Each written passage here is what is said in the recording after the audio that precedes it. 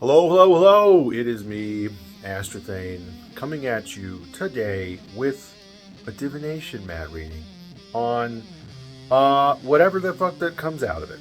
Because I haven't planned this. This is all just sort of on a whim, messy and dirty, but I'm going to be doing it anyways. We are the newest iteration of my Divination Mat, which I really haven't debuted all that often. And it was set up where there was candles all around it. That's why there's all this wax everywhere around it. I might do that setup again. I don't know. But I'm just going to get straight into the reading. So, I've got 3 different bags. This guy here is filled with Elder Futhark runes carved on bone.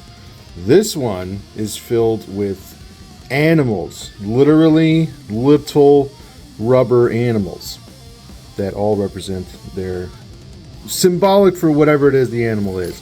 And in here it's a bunch of various odds and ends and certain kind of tokens that represent things, and I'm gonna pull from that one today because I usually always start with this one. Oof, here we go. Astrological planets. Start here in the middle and drop. Ooh, okay, so this is a pretty potent little thing going on over here. Let me try and break this down for you in a moment. Normally I sit here and kind of analyze it, and I may pause and do that, but right off the bat, we got the sun.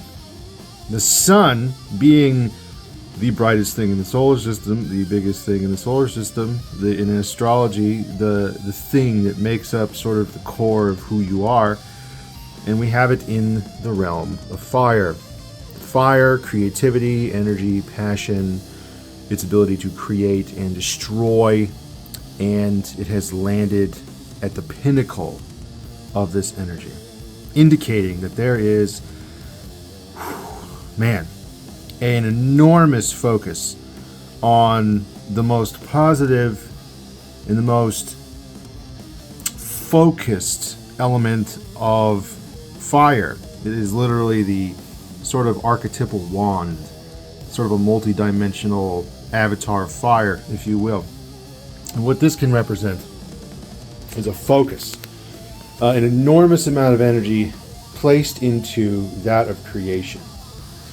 And really sort of, I don't know, forcing yourself almost. Because the sun is also represents consciousness, your sort of conscious willpower. And to see it in this alignment indicates that there is either a need or already sort of a conscious effort to just create. And the nature of this sort of pinnacle is that it represents the like primordial archetypal sort of fire energy, which means that it can really be channeled into anything that you want. The thing is just how you want to do that. And honestly, it doesn't really matter what you do with it. You just need to create. That's the point. It could be drawing a line on a paper or a sentence of a story. It doesn't matter. It's like a defiant act against any part of you that may be trying to resist that creation. What this is saying is to just do it. To just force yourself to do it. Even if it's just a little bit here or there, it is really sort of the key to everything. And I'm going to pause it and pull it. Alright, so I'm going to grab an animal. See what animal symbolism wants to come out. I admit I'm not perfectly familiar with all these things yet, so I may have to pause and sort of do some research just to get a clear answer. But we got the elephant. Let's see where it lands. Ooh, the elephant. Within the realm of Earth. I should probably turn this light on. There we go. Now, the Earth, I put sort of opposite of fire on here. It's very solid. It's very material. It's very, basically everything that has to do with the conscious concrete world. And where it's landed, it's sort of bridging a gap between sort of an idyllic meadow. Something that represents sort of like nature in its sort of perfect, harmonious balance. Everything is growing. It's springtime. The flowers are blooming. It's just sort of like the base, harmonious expression of the energy. But it's also, what it's doing is it's bridging a gap here towards or away from quite its opposite. This sort of represents a barren, poisoned, dead earth where nothing can grow because it's been polluted so bad. But we see this elephant here, and what it's doing is it's actively, through the conscious effort of creation, it is making those steps to move from that corrupted earth to the pristine, sort of harmonious, healthy expression of the outer world. Now, the elephant here kind of paradoxically embodies two different things. There is a gentle wisdom associated with it, but also it's clearly, physical might. It's the biggest land animal on the planet by a large margin. And that symbolically represents an inner strength that is active here, while consciously sort of pushing yourself in a creative direction, even if it is messy, because right now it is messy. We have this swamp here.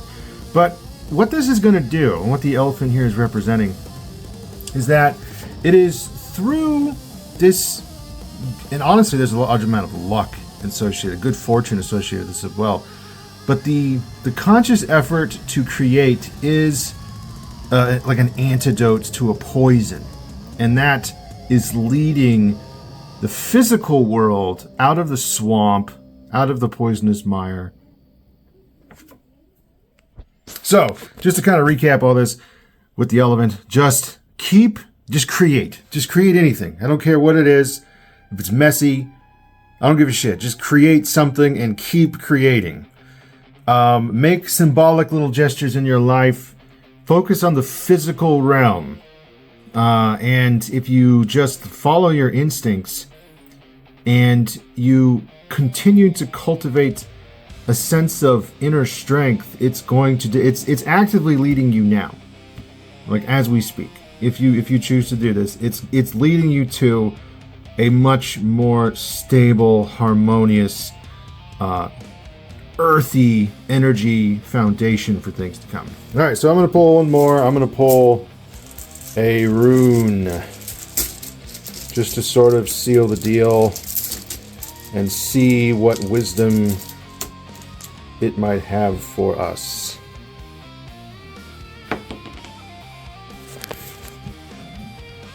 So Ansu's here is what they call the rune of breath. Odin's breath, some might say. And really what it represents is a couple of different facts. Truth and order. Sort of like a higher truth, but also a structural order that comes about from communication or writing. And the fact that it has landed within the realm of air lends it an extra little bit of potency. It is also bridging the gap between two facets. Really the highest perspective, the keen side of the eagle, where it's flying so high it can see all, and the facet of runes, literally communication.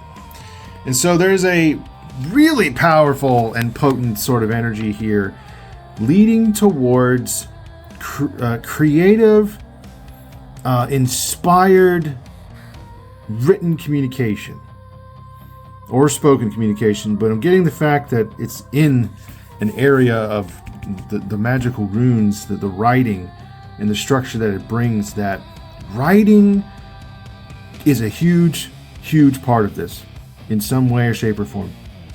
And that if you can simply write or communicate what it is that you got going on I feel like that aspect of your creativity is really going to be the thing that helps you move out of the swamp and into the meadow. And also to pay attention for messages, omens, things like that, because this is the rune of those things.